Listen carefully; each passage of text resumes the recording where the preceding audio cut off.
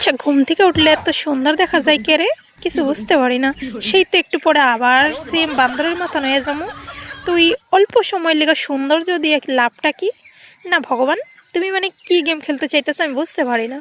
তুমি মানে আমার ফিল করাইতেছো যে তুই সুন্দর, একটু পরে ফিল করাইবা যে তোর মতো অসুন্দর মানুষ দুনিয়াতে নাই। হোয়াই? তোমার সাথে আমার কিসের দুশ্মনী? মানে শরীরের মধ্যে তো আলসি তো দিয়া রাখছো, এই ঠান্ডার মধ্যে তো কিছু খাম কাজ করতেই পারি না, খালি রোদের মধ্যে ইয়া বইয়া থাকি 1-2 ঘন্টা।